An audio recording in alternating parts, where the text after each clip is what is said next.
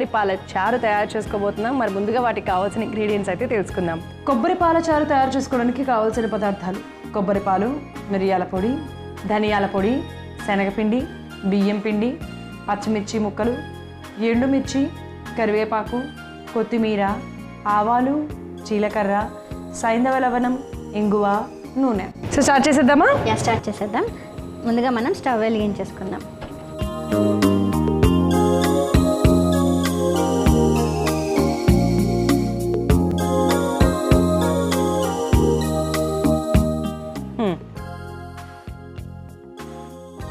Okay, నూనె ఒక 2 spoons వేసేద్దాం.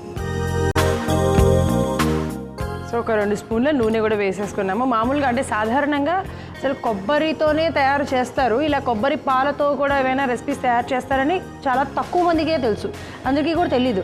అంటే కొబ్బరి పాలతో ఏవో రకరకాలు తయారు చేస్తూ ఉంటారు, కానీ ఐ గెస్ ఇలా చాట్ చాలా తక్కువ మంది చేస్తుంటారు కదా మ్యామ్. అసలు కొబ్బరి పాలను ఉడకపెట్టచ్చా లేదా అనే డౌట్ కూడా ఉంటూ ఉంటుంది. ఇలాంటి డౌట్స్ అఫ్కోర్స్ నాకు కూడా ఉన్నాయి. ఉడకబెడితే వాటిలో ఉన్న ప్రయోజనాలు ఏమైనా పోతాయా అని ఇవన్నీ కూడా తెలుసుకుందాము. సో మ్యామ్, నూనె అయితే వేడైపోయింది కాబట్టి ముందుగా మనం పోపుతో స్టార్ట్ చేసేద్దామా? ఓకే, ఆవాలు వేసుకుందాం. ఆవాలు ఎంత? 1 స్పూన్ వేసుకుందాం. ఓకే, ఆవాలు, జీలకర్ర 1 స్పూన్ వేసేద్దాం. జీలకర్ర, ఎండుమిర్చి ఒక 2-3 వేస్తాను. ఎండుమిర్చి, అలాగే పచ్చిమిర్చి కూడా. అలా ఒక్కసారి అవి చిటపట్లు ఆడనిద్దాము. ఎందుకంటే అవి కొద్దిగా చిటపట్లాడి ఎండుమిర్చి పచ్చిమిర్చి కొద్దిగా వేగితే మంచి ఫ్లేవర్ వస్తుంది అనమాట. ఆ ఘాటు అందులోకి వస్తుంది నూనెలోకి. ఓకే, సో ఇలా వేసేసుకున్న తర్వాత కరివేపాకు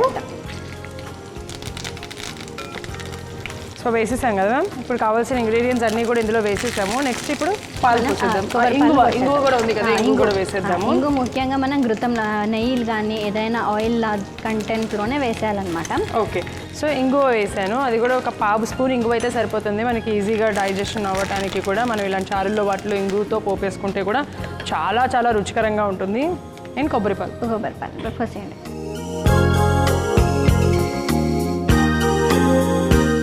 కొబ్బరిపాలు వేసేసుకున్నాను. చూడ్డానికైతే ఆహా ఎంత బాగుందో కదా మ్యామ్. చాలా అంటే చాలా మామూలుగా అయితే చల్లచారు తయారు చేసుకుంటూ ఉంటారు. కొంతమంది చల్లచారు అంటారు, కొంతమంది మజ్జిగ పులుసు, మజ్జిగ చారు, అలా రకరకాల పేర్లు ఉన్నాయి ఒకదానికి మాత్రం. సో అలా తయారు చేసుకుంటూ ఉంటారు కదా, అలా కాకుండా ఈసారి ఇలా ట్రై చేయండి. వీటి వల్ల బెనిఫిట్స్ కూడా ఇప్పుడు మేడం చెప్తారు. ఇది మనకి ఎలాగైనా సరే కొద్దిగా ఉడకాలి కాబట్టి. అసలు కొబ్బరి పాలల్లో ఎలాంటి ఉపయోగాలు ఉంటాయి, ఆరోగ్య ప్రయోజనాలు ఉంటాయి చెప్పండి. మనకి చాలా అంటే స్కిమ్డ్ మిల్క్ ఇవన్నీ కూడా మనం వాడుతూ ఉంటాం కదా. సో పాలలో మనకి కొంచెం కొవ్వు పదార్థం అధికంగానే ఉంటుంది.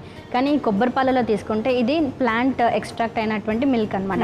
సో దీంట్లో మనకి అంత ఫ్యాట్ మెటీరియల్ ఉండదు.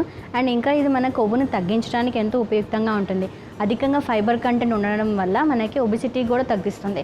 సో కొవ్వు తగ్గించింది అంటే మనకి గుండెకి కూడా చాలా హితకరంగా ఉంటుంది అనమాట. అండ్ ఇంకా దీనిలో మనకి విటమిన్ ఏ, విటమిన్ సి కూడా దొరుకుతుంది. సో పుల్లగా ఉన్న వస్తువులలోనే విటమిన్ సి ఉంటుంది అనేది కాదు.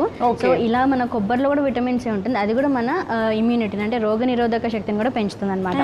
సో మన ఆయుర్వేద శాస్త్రంలో ముఖ్యంగా ఇది వాతాన్ని కొంచెం పెంచుతుంది. అండ్ కఫ పిత్త దోషాలను కూడా బ్యాలెన్స్ చేస్తుంది. అంటే బ్యాలెన్సెస్ కఫ పిత్త దోషాస్ అని ఉన్నదన్నమాట ఆయుర్వేద శాస్త్రంలో. సో ఆన్ ది హోల్గా ఇది మనకి ధాతు పోషణ కూడా చేస్తుంది. కొబ్బరి పాలు అండ్ మనకి ఎముకల్లో కూడా చాలా దృఢంగా ఉంటుంది అనమాట. సో అందుకనే రోజులో మనం కనీసం ఇంత కొబ్బరి చెక్కైనా తింటే మంచిదని చెప్తూ ఉంటారు. లేదంటే ఒక కప్పు కొబ్బరికి సంబంధించిన కొబ్బరి కానివ్వండి, కొబ్బరి పాలు కానివ్వండి, కొబ్బరి పువ్వు కానివ్వండి, ఏదైనా ఒక కొబ్బరికి సంబంధించిన తింటే చాలా హెల్దీగా ఉంటుందని అంటూ ఉంటారు. Okay okay. సో అందుకోసం కొబ్బరి ముక్క తినమంటారు. జుట్టు కూడా బాగా పెరుగుతుంది కొబ్బరితో కూడా. ఎందుకంటే మనం చూసారా ఆయిల్స్ మనం వాడేదే రోజు కొబ్బరి నూనె వాడుతూ ఉంటాం కదా. సో కొబ్బరితో వచ్చినటువంటి నూనెని మనం అన్ని విధాలుగా అది ఊన్స్కి కూడా అప్లై చేసుకుంటాము. ఏదైనా చిన్న దెబ్బ తాకిందంటే ఫస్ట్ మనం కొబ్బరి నూనె రాసేసుకుంటాం, ఏ ఆయింట్మెంట్స్ రాసుకోము.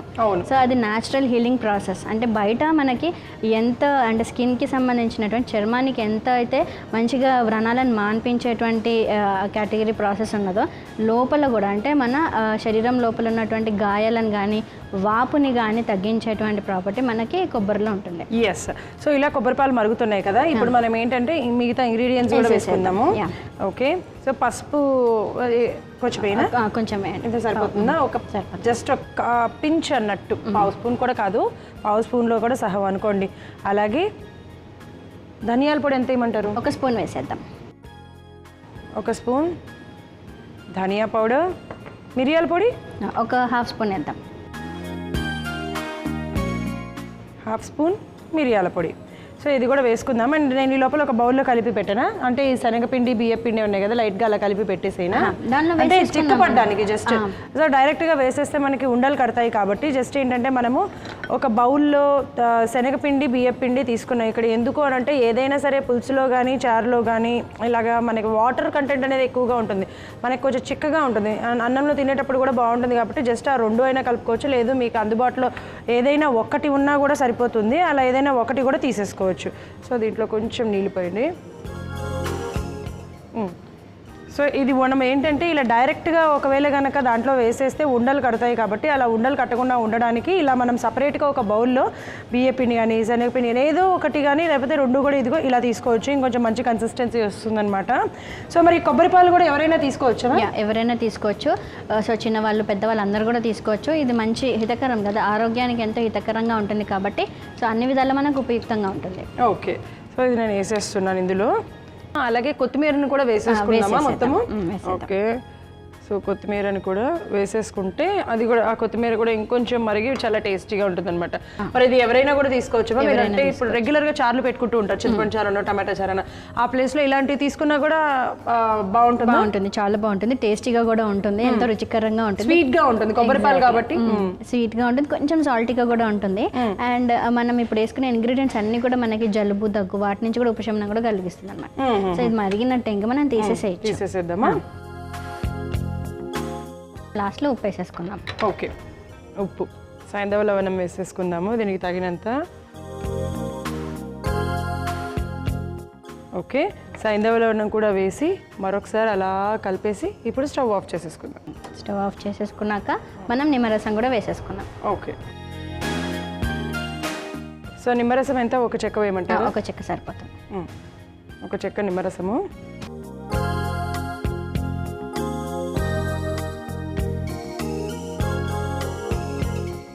జస్ట్ ఎక్కువగా కాకుండా జస్ట్ కొద్దిగా నిమ్మరసం తీసుకొని అలాగ ఒక చిన్న సన్న చెక్క నిమ్మరసం తీసుకొని పిండితే కనుక టేస్ట్ అనేది చాలా బాగుంటుంది అనమాట. ఇప్పుడు దీన్ని మనము బౌల్లోకి సర్వ్ చేసేసుకుందాం.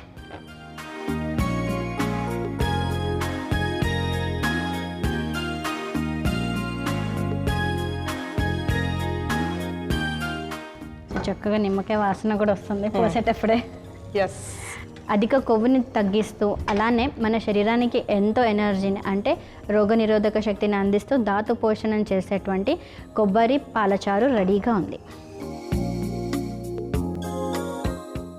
కొబ్బరి పాలచారు తయారు చేసుకోవడానికి కావాల్సిన పదార్థాలు: కొబ్బరి పాలు, మిరియాల పొడి, ధనియాల పొడి, శనగపిండి, బియ్యం పిండి, పచ్చిమిర్చి ముక్కలు, ఎండుమిర్చి, కరివేపాకు, కొత్తిమీర, ఆవాలు, జీలకర్ర, సైంధవ లవణం, ఇంగువ, నూనె. కొబ్బరి పాలచారు తయారు చేసుకునే విధానం: ముందుగా స్టవ్ వెలిగించి పాన్ పెట్టుకొని 2 చెంచాల నూనె వేసి నూనె వేడయ్యాక 1 చెంచా ఆవాలు, 1 చెంచా జీలకర్ర, 3 ఎండుమిర్చి, కొద్దిగా పచ్చిమిర్చి, కొంచెం కరివేపాకు, పావు చెంచా ఇంగువ వేసి కలుపుకోవాలి.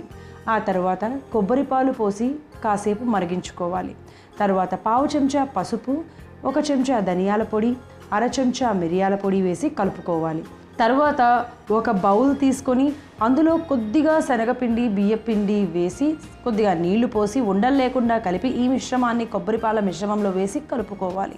కొద్దిగా మరిగించుకున్న తర్వాత చివరిగా కొత్తిమీరను కూడా వేసి రుచికి సరిపడా సైంధవ కూడా వేసి మరి కాసేపు మరిగించుకొని స్టవ్ ఆఫ్ చేసి 1 చెక్క నిమ్మరసం వేసి కలిపి సర్వింగ్ బౌల్లో తీసుకుంటే జీర్ణాశయ శక్తిని పెంచి కొవ్వును తగ్గించి శక్తిని పెంచే కొబ్బరి పాలచారు రెడీ.